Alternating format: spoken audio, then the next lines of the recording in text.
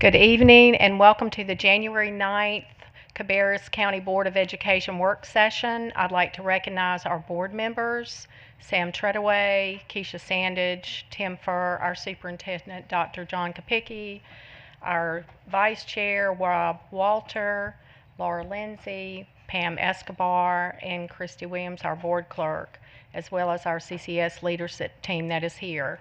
We also have one of our county commissioners with us. Welcome, Mr. Kenny Wortman, and thank you all for being here tonight. I now call this meeting to order. Board members, the next item on the agenda is 2.01 with the Pledge of Allegiance, and please stand for the pledge. To the flag of the United States of America and to the republic for which it stands, one nation, under God, indivisible, with liberty and justice for all. Thank you. We're going to move to 3, setting the agenda. Before we adopt the agenda, board members, I need to add 5.03 board calendar revisions to the agenda. Is there any objection from a board member? Hearing none, I will need a motion to adopt the agenda with the addition of 5.03. So moved. Second. So we have a motion to amend the agenda by Pam Escobar and a second by Laura Lindsay. Is there any discussion, board members? Hearing none, all those in favor say aye. Aye. Those opposed say nay. The motion passes unanimously. Thank you. We'll move on to 4.01, board chair comments.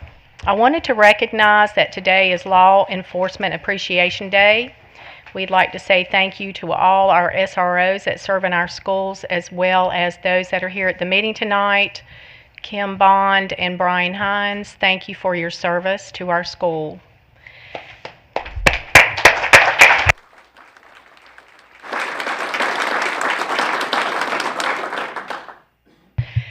As we look back over the past year, we can see how the Cabarrus County School System, in partnership with the Cabarrus Board of Education, pushed forward the most important and necessary decisions to advance the education initiatives that were needed for growth and development of our students.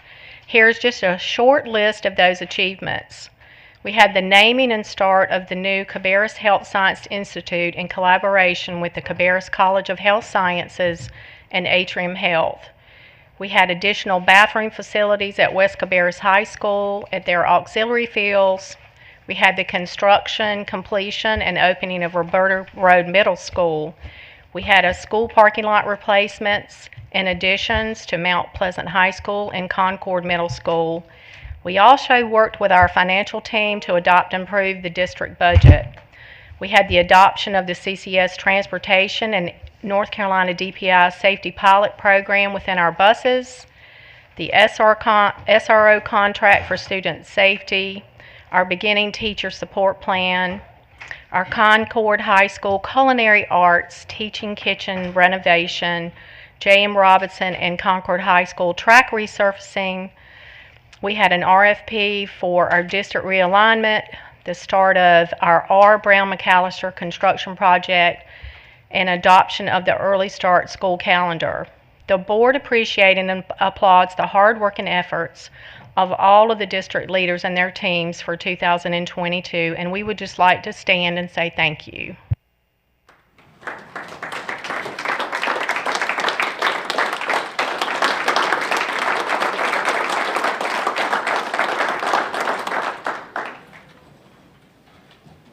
We look forward to all the plans and objectives of the Cabarrus County School System leaders and their departments throughout the coming year. We will move to the next item on the agenda, 4.02. Dr. Kapicki will update the board at our next business meeting. That is superintendent comments. We'll go to 4.03, attorney comments. Mr. White or Mr. Vogel, do you have anything for us tonight? Thank you. We will move to 5.01, policies for approval on first reading, and we'll have John LeGrand to the podium. Welcome, Mr. LeGrand. Welcome, Mrs. Adcock. Good evening, members of the board. Dr. Kopicki, Happy New Year. Just wanted to bring forward the following policies for approval and see if there were any questions or comments. Okay. What policies do we have for the board tonight? So we have 2120, the Code of Ethics for School Board Members, 2123, the Board Member Opportunities for Development, 3220, Technology in the Educational Program, 6125, Administering Medicines to Students, 6140, Student Wellness, and 7130, Licensure. All of these are PLS updates that were part of their periodic review. Thank you. Board members, is there any discussion about any of the policies up for first read? Mr. Treadaway. I just have one question for clarification. I was going to ask Ms. Burns, but I understand she's out today. On the licensure, I'm not quite sure how to read that. It looks like the changes are if you had a license for 30 years, you don't have to get like any renewals. Is that? I'm not sure how to read that statement. Is that what it's saying? So yes. Okay. So here's what has occurred. We have what's called now, Sam, a lifetime license. So if an employee has worked for 30 years as a licensed teacher, administrator, instructional person in the state of North Carolina, the first license renewal after that 30 years, then they have to have the CEUs to renew, but can request what's called a lifetime license. And at that point, after having served 30 years, you no longer have to go through the CEUs and renewals every 5 years. But you must have served 30 years in the state of North Carolina in the retirement system. Any other discussion? Yeah.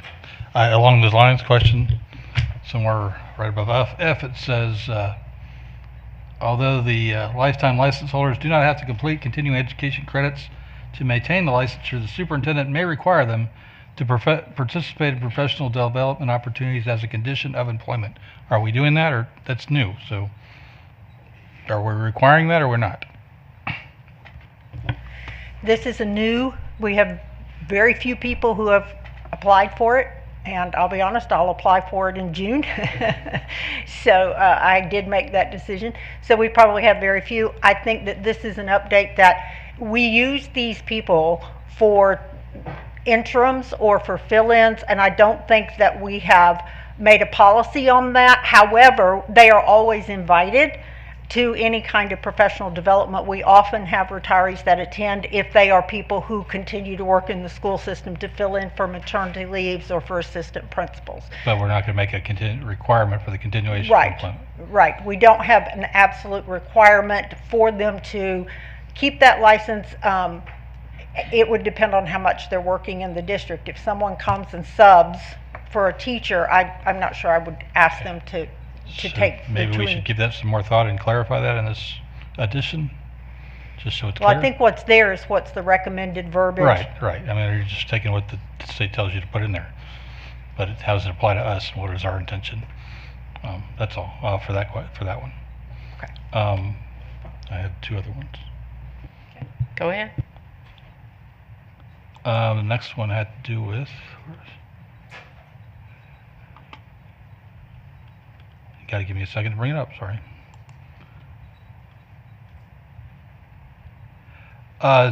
This one's policy 3220. And we have in here again, we have these clauses that are new. It says the superintendent may establish relationships with businesses to seek grants and other funding sources in an effort to acquire additional technology resources for educational programs and support continuous out-of-school internet access for students. So then you've got a side note here, not currently in policy, was in PLS. Is that your intent to make it for us to make a decision on that, or is that why does that say that? I'm unsure why it says that. I'll be happy to get that answer for you and clarify that. Okay, if you again go look through that, you'll see that that stands out, and it's kind of a question on why is it there. This is 3220. Page. It's page 1, right below the second paragraph. Third paragraph. Okay, and along that at the end, I try to click on that link. That link doesn't work. Maybe that's because you got to cross out as well. I have a question. It's at the bottom. And then the third thing is when you look at the electronic title of the policy, it doesn't match with the policy we have here. It says children of military families. So obviously that's not this policy. So you so on top of the top heading, it's going to say children of military families. That's obviously not the policy. Okay, yeah, we'll get that correct. Okay, and then my last one had to do with, gotta find that one too. Student wellness. And this is, you gotta scroll down quite a bit for this one. Yeah, give me a second to find it, because got 8 pages here.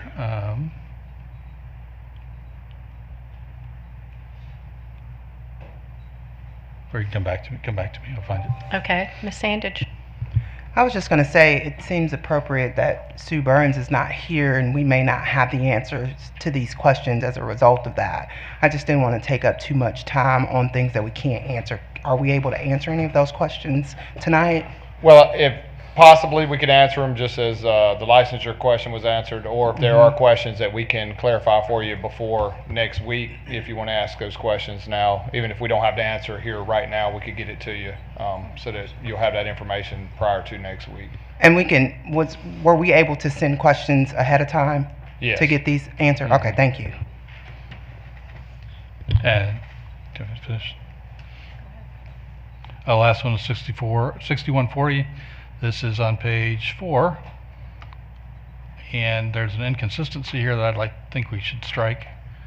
It's a definition of a school day, and it says school day is from midnight until 30 minutes after the dismissal bell rings.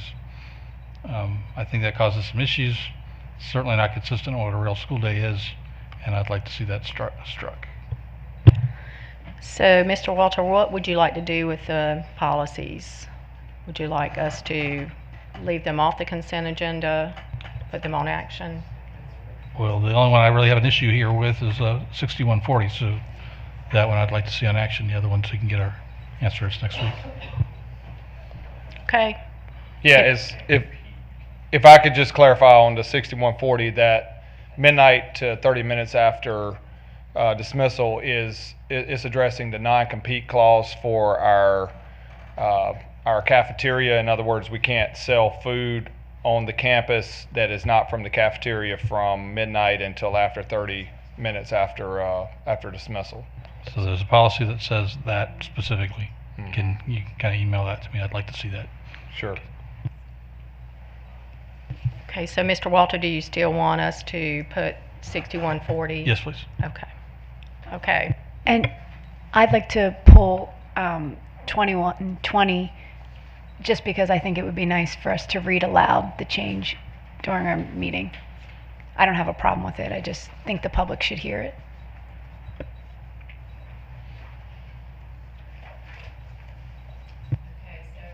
We are going to take 6140 and 2120 off of the consent agenda and add that to action.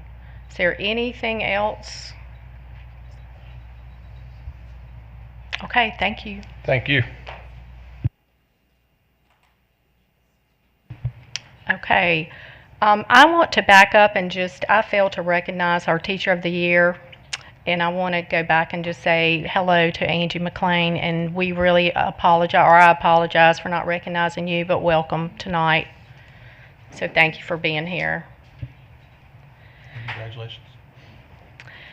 So we'll move to 5.02, the budget amendment, and we'll have Ms. Carol Herndon to the podium. Good evening, Ms. Herndon. Good evening, Board. Happy 2023. I am happy to bring to you our third budget amendment for 2022-2023. If we will pull up the amended budget resolution number 3 document, the first one, yep, thank you. Just want to highlight that our total budget now equals $476.1 million. If you go to the next attachment, we had changes in the month of December totaling just under $1 million, so not a lot of activity with regard to the budget amendment that I'm bringing to you tonight. The highlights that I'll mention to you, we did have increased funding from our state, primarily driven by our technology allotment, which we expected during this time frame and received, and so we were excited to get that as planned. That's driving primarily the increase in our state funding. Not a lot of activity in our federal fund, just up about $69,000, and that's due to an additional allotment grant approval related to our Title III language acquisition grant. So we got a little additional money in December for that grant. A little bit of activity in our capital outlay fund related to an additional appropriation from our county as it related to the road work that we've discussed with the board previously at Cox Mill, much needed road work. And we had a little bit of a reconciliation adjustment with the county on our mobile units funding. So that is playing out here as well, but only $922, so pretty darn close in our reconciliation there. A change in our special revenue fund is driven primarily by the indirect cost that we record as revenue in our special revenue fund. Those are costs that we are allowed to charge to federal grants for the district's administration of those grants. So you can consider those overhead costs that the district incurs to manage federal grants. As you all know, they're very rule and regulation heavy, and so there's a lot of work that goes into managing and monitoring and making sure we're in compliance with grant provisions. And so the law allows the district to charge those grants for a service fee, if you will, for the time and effort that it takes to manage those complex federal funds. And so that added up to just under $1 million in additional funding net to our district, bringing our total again to $476.1 million for 2022-2023. Be happy to answer any questions. Board members, any discussion? Is everybody okay for us to put that on the consent agenda? Yes. Okay, thank you so much, Ms. You bet. Herndon. Thank you. Board members will go to the added 5.03 board calendar revisions. You should have the sheet in front of you that has the revisions that we're making. This is for our month of March. We're going to hold a joint work and business session on March the 6th, and then add the legislative agenda on March the 13th to the action agenda for the January 16th business session. Is there any discussion about the board calendar revisions? I have a question. Ms. Sandage? Will this March 13th meeting be public? It'll be open to the public to attend? Yes, it will be. Okay, just wanted to clarify that. Yes. And I just wanted to clarify that for the public, what this change means is that if they want to speak to us in March, they need to do it on the 6th. That's exactly right. Thank you for clarifying that. Okay. Hearing none, is everybody okay to put this on the action agenda for January 16th? Okay, thank you.